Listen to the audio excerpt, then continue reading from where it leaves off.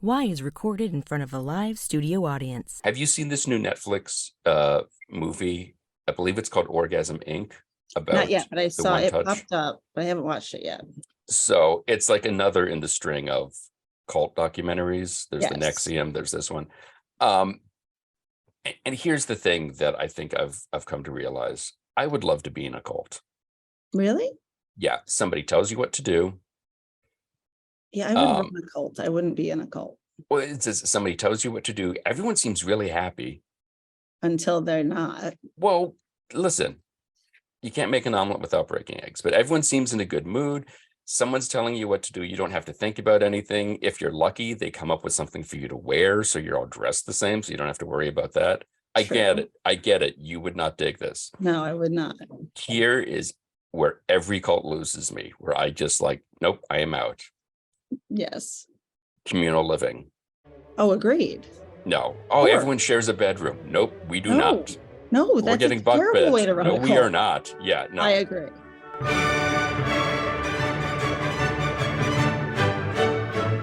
This is Why, with your hosts, Heidi Hedquist and Luke Poling. If I got to worry about either is someone sleeping in my room, I can't deal with that. I agree. Somebody, like, you have to separate foods. No. I don't want to know if, No. Chuck's been going through my peanut butter. No. I don't want to have to label my food. I agree. I don't want to label my food. I don't want to feel like I'm at camp. I never really went to camp. I was a camp counselor and I would do like, Oh, Jesus, that sounds like in church choir camp, but I never actually was a camp attendee. I was just the counselor. I got promoted before I even went to camp. I just imagine you standing outside smoking cigarettes. Or like, can we sing all things great and beautiful? And you're like, I don't care, whatever, go. I know, Fine. except I didn't smoke because my mother was a opera singer and I would have been, beheaded. Right. But that other than that, yeah, probably. Mhm. It's like, what can we do that's fun? When do we get to Yeah. the dance? And there's cute boys there. You'd be accenting your choir robes, is what I'm Oh, feeling. completely. 1000%. I'd be like, let's go swimming and work on our tans, and then let's go to the dance. And if we happen to sing while we're doing either of those things, then that counts as a success. Sure. Yeah. So yeah, no, but those are the things I don't like. So if someone creates a cult that's like how Promises is to rehabs, like the Promises version of cult living, then I Right. may get sucked in. Like if there's high fashion, great food and like high-end champagne and tequila, and you travel Right. on yachts and jets, I might get sucked Right. Well, and everyone says about Nexium, and it's so true. Like, how did you not feel like this is something weird? Because it's a cult in. No one based wants in to play that much volleyball. volleyball in Buffalo. Was it Buffalo or Albany? No, It's like upstate Albany. New York. Yeah. Regardless, it's upstate New York. Nobody wants to be there in the winter.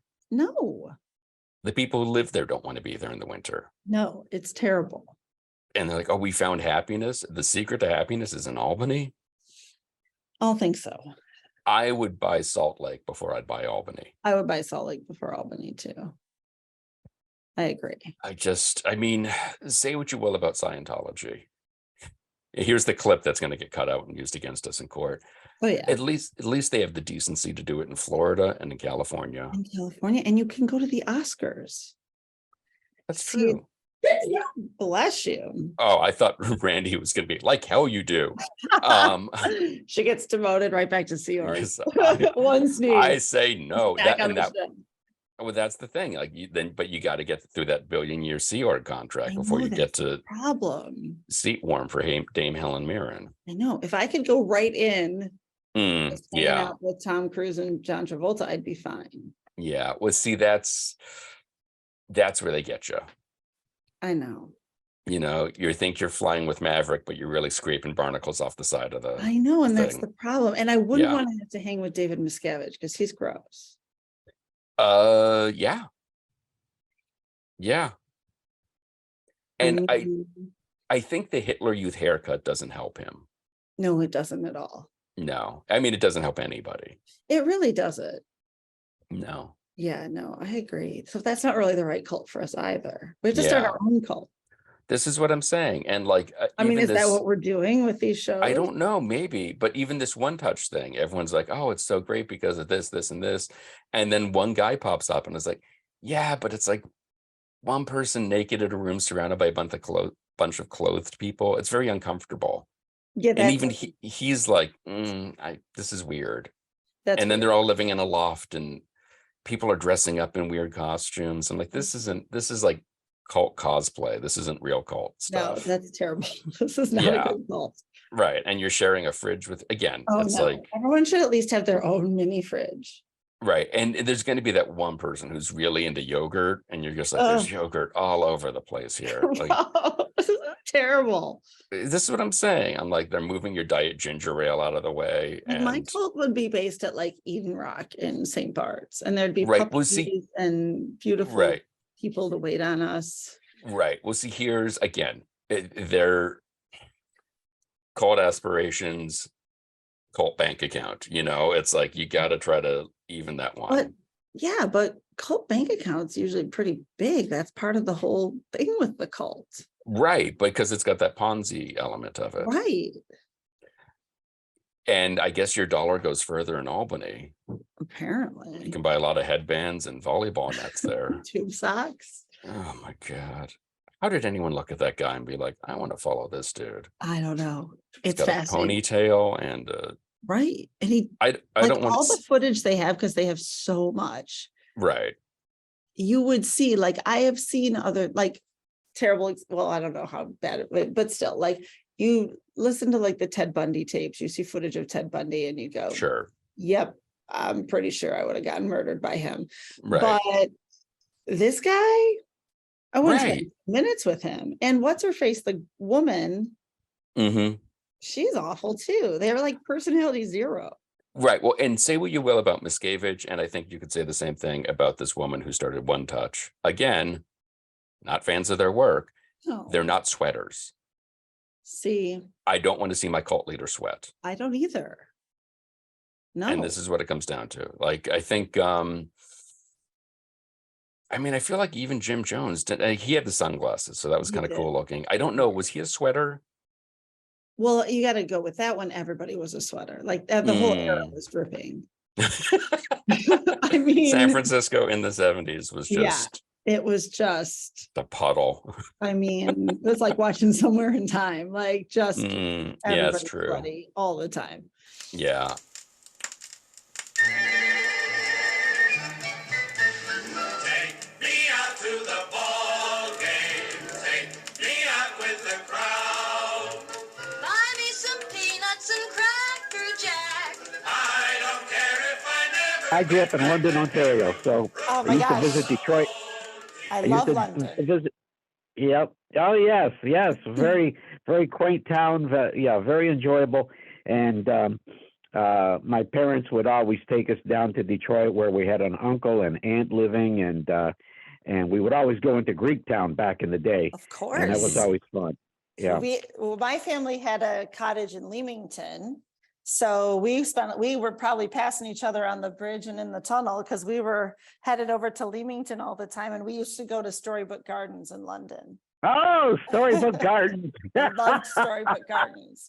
Oh, Loved fantastic. it. So Fantastic. Yeah. I was going to say, baseball is, known as the American pastime. How did a Canadian get so involved in the sport? When did you come to it? Well, it's very interesting, Luke, because no one in my family, when I was born, was a sports fan. My mom and dad were Greek immigrants, and my two younger sisters had no interest in it. But I gravitated to sports. I can't figure out why, other than the kids around me would be playing and talking about hockey all the time, and I was just drawn to it as a result, and found it a lot of fun, and it was an enjoyable outlet for me, and I was really steeped in sports. My dad didn't care for it that much, how deeply I was into sports, but I followed all the sports as carefully as I could growing up in London, Ontario, and then in '69, when my parents moved the whole family down to San Diego after we got our green cards, I just got into it even more so here, and because it was on television just about every other day, whereas that wasn't the case up in Canada. So it was, it was quite the experience for me. But I don't know how I fell into it other than naturally. But I was always fascinated with sports, also fascinated with comedy, and I love the comedians. Anytime I saw them on TV or in a film or anything of that nature, and so who knew that one day I would grow up and merge the two to make a career out of it. And so the Padres have always been your team as No, far I as grew a up. fan? Yeah, actually, when I was growing up in London, Ontario, I was the biggest San Francisco Giants fan. I don't know why, other than when I became aware of sports in 1962, the Giants had opened up with a great run, and it was their pennant-winning season. But whenever I saw them on the game of the week, which was rare on CBS, that was piped into the CBC up in Canada, I was fascinated with how the Giants played and looked in their play. They had the great Willie Mays making circus basket catches, and they had Juan Marichal with this high leg kick and acrobatic delivery, and they had the baby bull at first base, and they had big Willie McCovey at the time playing in left field, and they hit home runs so easily, and I just fell in love with the team just watching them on TV and followed them. Didn't get to see them very often, but then when everybody moved down to San Diego, I was still a Giants fan at heart, but I followed the Padres, and they had difficulty getting on track here. They were a young team and didn't win very often, but I followed them as best as I could, and it was still a good experience overall. And I just became a fan of baseball overall. I was hoping for the Padres overall, and lost my allegiance to the Giants eventually. How long did you keep that allegiance even after you took the gig? Was it still there in your heart for a while? Oh yeah, yeah, and I gotta tell you, my allegiance was with the Padres, but especially the Padre fans, who are so good and so much fun. And as I learned over the years, winning and losing was important to them, but it didn't get in the way of having a good time at the ballpark. San Diego fans were a different cult, and they didn't, like I say, they didn't live on every victory or die on every loss. It was fun. We had a good time at the park, didn't we? And that's one of the things that I recognized when I started dressing up in a chicken suit and going to the games. These fans just wanted to have a good party and enjoy themselves. And Ray Kroc, who saved the team from moving to Washington, D.C. at the 11th hour in 1973, literally December 31st, 1973, in the 11th hour, he bought the team and saved them from moving to Washington, D.C. And in 74, as I got to know him, he just wanted his customers happy, just like at McDonald's that he founded. He just, and in the strangest way, this guy in a chicken suit was making his last place team fans happy just by goofing off in the grandstands. And he loved it. He loved it. Of course, he wanted to win, but if you can't win and he sees his customers going home with smiles on their faces after a loss, he says, well, that's the second best thing you can hope to happen. And that's how my bonding became with the Padre fans and the Padres themselves through a chicken suit. Well, I mean, so what better legend, way? yeah. So legend has it, you wore the chicken suit to the ballpark thinking, I could probably get in for free in this. Okay, that is true. I didn't know if I wanted to know if it wasn't true and have the illusion ruined. So, and then sort of, you were wearing it for a radio station, correct? Yes, it started off as a promotion for a rock and roll radio station. The day before Easter break, I was hired in 1974 by someone who came to the campus at San Diego State looking to find any student who would volunteer to wear a chicken suit for all of $2 an hour. And the whole premise was just to go to the zoo and give away candy Easter eggs to everyone who came in. And I did that stint. It was difficult and it was hard. And I had a paper mache outfit that and a very bulky suit. And but I toughed it out. The reason being I volunteered to do it was to get my foot in the door at a real radio station. There were other kids in that same classroom, in that same campus radio station that I was hanging out at that day I was hired. There were other kids who wanted to do it as well, for all of $2 an hour. Heck, we would have paid them $2 an hour just for the opportunity to get in the door and start networking at the station in hopes of a much better job. So I volunteered, and like I say, we would have shined records and.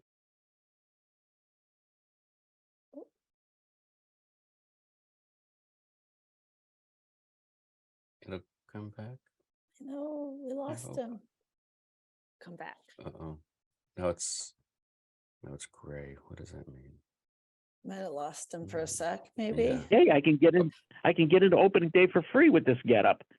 So I called up the Padres. They let me come down. I let station management know I can still stay on, and go to opening day, and see what happens. And the whole idea behind the chicken was it was a walk around billboard for the radio station with my call letters KGB on it. And they figured, well, what the heck? It's something unique, something never been done. And it was the first instance of what's actually known nowadays as guerrilla marketing, just getting your brand out in unorthodox locations to be noticed. And so I called up the Padres and they said, okay, you can come down if you give us a plug on the air. I got them a plug on the air, no problem. And because back then, you must know, the Padres were having difficulty drawing fans, being a perennial last place team. And so, I made that trade-off, got the DJs to give us a plug, and I went down there. And the fans were greatly amused with this guy going around in a chicken suit, acting like a fan, cheering on the Padres. And it got a little mention in the next day's paper, and station management went nuts. They couldn't believe it. And so I went back again the next day and the day after that, and suddenly, a chicken career was born, and more fans were having fun with it, and as off the wall and as irreverent as it was clicking with everyone's enjoyment of the game. That's amazing. Can you, looking back on that now, could you have imagined how iconic you would have become? Oh, no way. No way. I got to tell you, I was just working as hard as I could in that job. And I was literally taking classes at San Diego State by day and playing chicken at night. And I was just working, no pun intended, but I was working my tail off as hard as I could because I didn't want to stay a chicken. I wanted to show station management I was working so hard and so diligently that they would look at me and say, well, get that kid's energy and let's give him a real job around here. And I wanted to get on the air. And being a journalism major, I figured, maybe I can, they'll let me work in the news department here, or maybe I can be an overnight DJ or something. Anything in broadcasting or journalism. That's what I was hopeful of. Just an opportunity. That's the whole idea. And even though it was $2 an hour, it didn't matter. I didn't care one bit about that. I cared more about the opportunity. But it's a strange thing. The harder I worked at, doing the chicken, the more successful it became. And suddenly, as other job opportunities became available, the station gave them to somebody else and not me, because they said, this guy's a great PR vehicle for us. And the ratings were starting to rise for KGB. It was the last place rock and roll radio station. And it suddenly, within 18 months, rose to #1 without a single change in its format or its DJs or anything else. And they determined, this guy that going around town in a chicken suit at all these public events, he's drawing attention for us. And that was the secret. And then they started doing TV commercials about me, and with a chicken theme, and putting billboards up and bus advertisements and all kinds of things. And again, I'm still making $2 an hour at the time. And still going to school by day. I didn't graduate till 1976, but it manifested itself into a townsfolk icon that eventually branched out from there as more of the nation became aware of what was going on in San Diego. Because you got to know one thing, I was going beyond sports. I was going to concert events. I was being asked to be grand marshals of parades. I was doing radio promotions for, we're doing all kinds of things. Radio promotions, like, for example, on a weekend in July, I would get a big refrigerated truck and haul around town with a ton of watermelon to give away at different locations around town that we would promote. And I would literally give away. The chicken was giving away watermelons to anybody who came up for free. So we were doing these off-the-wall promotions and drawing lots of attention. And that's how it became, you might say, like an icon in town, quite the symbol that helped the radio station. How much of the chicken is you, and how much is a character that you've come up with through over the years? Good question, Luke. I got to tell you, I did not know that this personality was inside of me until I put on the second skin of the chicken suit. It was almost like a Jekyll and Hyde transformation. And it's like playing Halloween every day. You simply become another character. So what happened was I discovered I was able to come out of my shell, come out of my skin, so to speak, as Ted, and become this chicken. And this chicken I wanted to make like a fuzzy Harpo Marx. I just wanted to make it a visual comedian. And, there's an old adage, don't laugh, it only encourages him. Well, that's exactly right. The more fans laughed, the more encouraged I got. And so I just kept stretching, pushing the envelope. And it got to the point where the Padres front office was taking note. And they invited me to go from the grandstand onto the field and start doing some chicken shtick out there, as they say. And so I started goofing with the players and the umpires and the coaches, and of course I stayed goofing with the fans in the stands, and it worked. I would literally jump on the field, go out, goof off, do something, get a huge laugh, and jump right back in the stands with the fans. It really worked out, and so everybody was having fun with it, and like I say, the Padre fans' laughter put me on the map, and it was and then the Padres encouraged me to do more and more. The front office, and then the players came up with ideas for me, and umpires would come into town and say, "I got an idea for you. You got to try. Come on out in the third inning and do this with me." Okay, and it was incredible. Everybody was having input, And what were we doing? We were just trying to entertain the fans, give them a laugh, and we were giving ourselves a laugh as well, and it worked out. Do you ever dig out the chicken costume and put it on for Halloween these days? Scare some neighbors. I used to go out on Halloween. Now nowadays, even though I'm in semi-retirement now, it's one of the few days,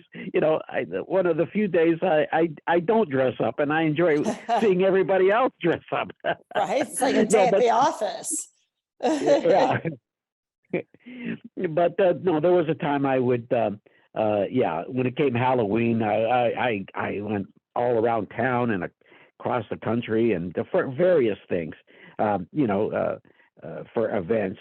It got to the point, I got to tell you, one time I was invited to be the Grand Marshal of a major Mardi Gras parade down in New Orleans, and that was remarkable. To see a sea of humanity like that, goofing off like crazy, and there I was on the float as the Chicken-a-la King of the Mardi Gras parade. Perfect. That's absolutely perfect. So I first became aware of you as a fan of the Baseball Bunch, the Saturday morning television program. It was my sweet spot, right era. But I wanted to go over a few of your successes that when you lay them all out end to end is unbelievable. How many presidents have you met? Oh, wow. It's got to be, well, let's see. Ford, Reagan, both Bushes. Let me see. Who? Clinton, did he have a sense of humor about it? Yeah. Who again? I'm sorry. Clinton? Oh no, I never met him. Okay. Never met him. I let's see. Never was invited to meet him or Obama. Didn't meet Carter. The first president I ever met was Gerald Ford. It was here in San Diego, and it was in 1976, and I was invited to join him on stage to welcome him with a bunch of other celebrities at the time. And in Southern California, it was here in San Diego, and Zsa Zsa Gabor. These names are going to sound dated, but at the time they were great. Oh, please, this is Yeah, wonderful. please. These are our favorite people. Okay. Zsa Zsa Gabor, John Wayne Newton, Rod McEwen, the poet. I was up there with Shirley Babishoff, the Olympic swimmer of '76, who won all those gold medals, and I was asked to be up there to welcome Ford. And it's funny. He's up on stage to start his speech, and he's turning and welcoming, singling out all the celebrities who were there to meet him, and they're all getting good applause from the audience. And this was a huge rally of about 20,000, open air parking lot that was converted into a rally station in San Diego. In the parking lot of a shopping mall, and then finally he gets to me, the last one, and he says, and of course the chicken. I just love the chicken, and the audience, I mean, melted down in hysterics. Sure. And then I did something that I don't know if you can do it today. I took my bows, I got all excited, and I literally dashed all the way across the stage, engulfed President Ford in a huge bear hug, and then brought him out from the podium, raised his arms in victory, and I mean, it went crazy. And it was a picture taken that even made the front page of the Atlanta Constitution, which was Jimmy Carter's hometown, and it was some, nobody, there wasn't a Secret Service guy that came after me. Nobody tackled me, and it was a tremendous moment, to say so myself. Very warm and endearing, and like I say, everybody was cool about it. And I'll tell you a little side story. I figured, oh boy, when I get off the stage, they are going to haul me away, in handcuffs or something. And so, little side story. So as of course, I take my bows with Ford. I go back to my position, and then Ford begins his speech. And as we're going off stage, the celebrity section there is going off the stage. That celebrity, I was among them. Let's say a celebrity plus one, which was me. So as we're going down the steps, I feel this big hand on my shoulder, and I figured, okay, this is it. they're going to haul me away. And I turned around and said, I'll go peacefully, officers. I'm thinking it's a Secret Service, right? No, it's Ron Nesson, the press secretary for President Ford. I turn around and he introduces himself, and he's got another guy in a three-piece suit there. And he says, if you have a moment, Mr. Chicken, I'd like to introduce you to a reporter, a senior reporter of the New York Times, Jim Naughton, and who since has passed away. And he's the senior reporter. And I figured, oh, okay, this guy's going to ask for my opinion on certain issues. Okay, Sure, well, have at it. Yeah. And instead he says, kid, what you just pulled out there was the funniest thing I've ever seen in my career covering politics. And he says to me, will you let me buy your costume right here, right now? And I said, I said, I can't do that. It's how I make my living. And then Ron Nesson says, is there anything you can do for Jim? He's quite the practical joker. And I said, well, I've got an extra head I can let you have. And he says, an extra head? I'll take it. I'll take it. Sure enough, I gave him the head, my extra chicken head. And a few days later, at a press conference, this senior editor of the New York Times, a senior reporter, political reporter of the New York Times, literally wears the head to the press conference to ask Ford a question in it. Oh my gosh. Oh my gosh. That's amazing. And Ford was so taken. He was so taken by the humor of it all that afterwards he went to Jim Naughton. He says, you got to let me have that head for my archives. Oh my God. And Jim Naughton says, of course, Mr. President, here, you can have it. And today, that head sits proudly in the Library and Museum of Gerald R. Ford in Grand Rapids, Michigan. I have to go Believe it visit or it. not. I have to go visit it. I have yeah. to go visit it. So I'm sorry, what's that? I have to go visit it. That's only 2 hours No. for me. I know they put it up. You may want to call ahead. I know they put it up whenever they have a symposium about the presidency and humor, or humor and the presidency. I love it. And but it's on their, I believe it's on their website as well. Amazing. I believe. That's amazing. Yeah, it's on this. Yeah, but I've seen it. No, I have seen it.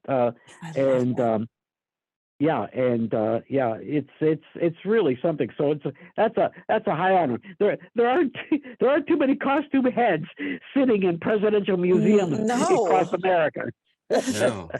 Yeah, Take that's that, probably Burger King. right. Yeah. Now, the only one. a few other kind of highlights I wanted to ask about. Spy Magazine referred to you as the Olivier of sports mascots. The New York Times, the paper of record, called you perhaps the most influential mascot in sports history. And then I think what has to be my favorite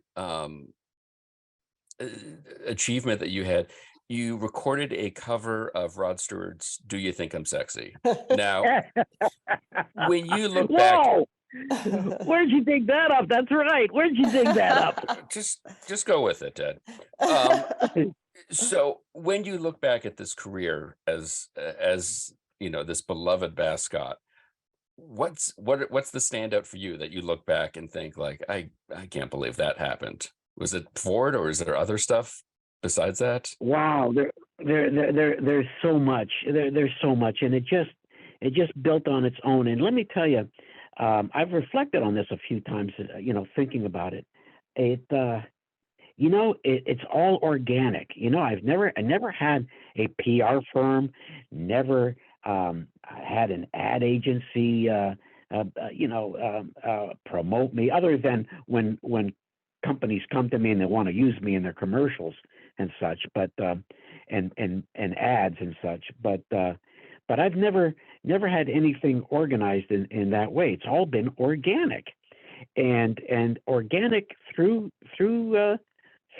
sports fans and music fans and what have you, and it just developed by word of mouth and association. And so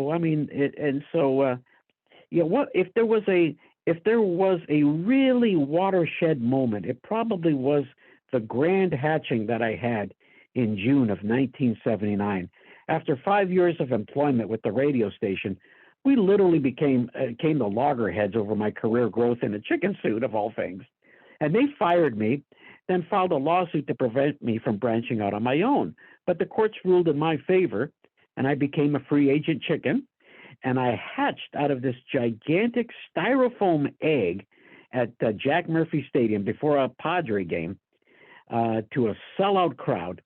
And it was to debut my new chicken suit at the time. And I still had the rights to my old one from the radio station, but at that time I couldn't wear it. I was under an injunction not to wear it. So I decided to create a new one and broke out of the egg. And it was a remarkable night. And it was so much so that it was carried on the national news, you know, and let alone San Diego. In fact, in San Diego, local television stations interrupted local programming to go to the stadium live to show the grand hatching, believe it or not. You can't even do that today. That's not even allowed today. But back then, they literally interrupted live the programming, local programming, to show the grand hatching live with reporters present. And I hatched out of the egg, and it was quite the moment. I'm still moved by it to this day, and get a 10-minute standing ovation.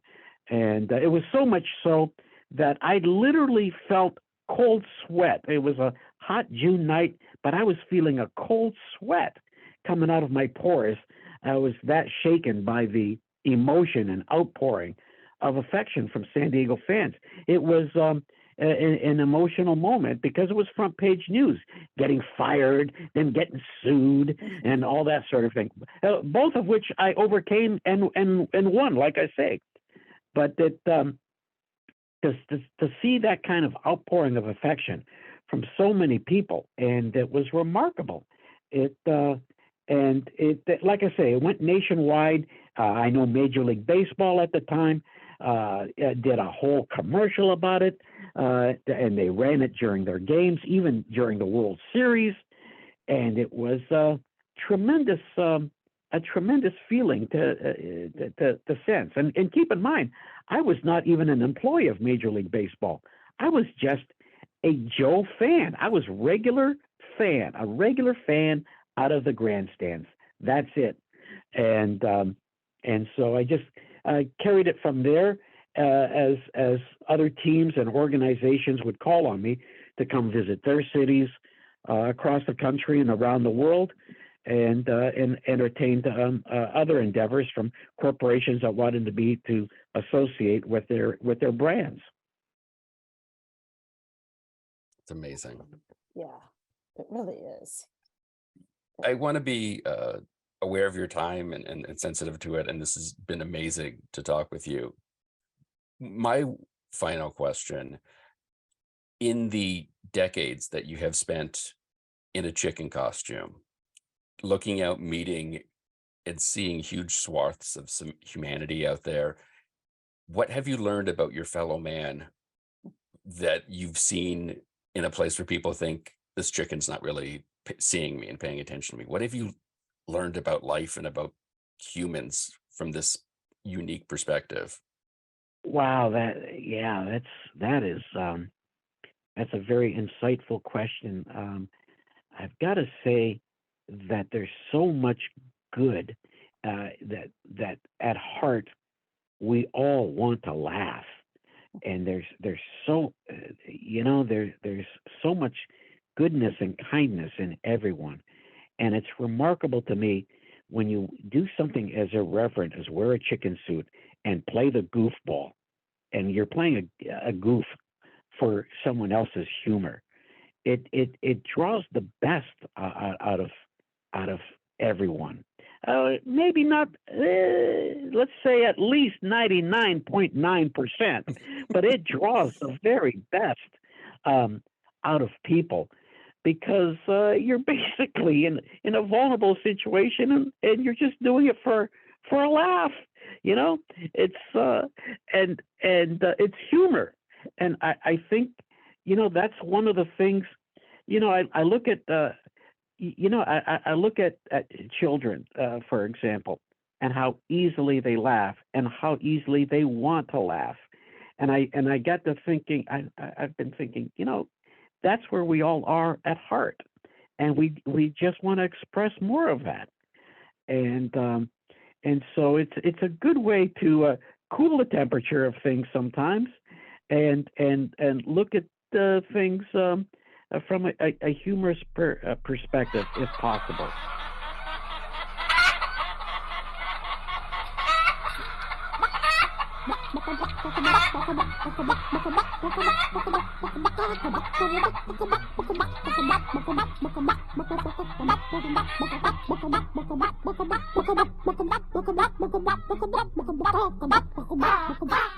For more information on Ted and the Famous Chicken, you can check out his website, famouschicken.com. And if you want to see Ted in action, you can check him out on YouTube, where he's at youtube.com/user/thefamous chicken. You can check us out on all the various socials. Be sure to visit our website, and don't forget to leave us a review. Today's show is produced by myself and Heidi Hedquist. Our reluctant producers are John Sauvé and Sandy Stone. Our willing producers are Rachel Allen and Randy Jeanette. Our intern is Zach Jackson. This one's for Philippe. Thanks for joining us. Flash, we're coming home.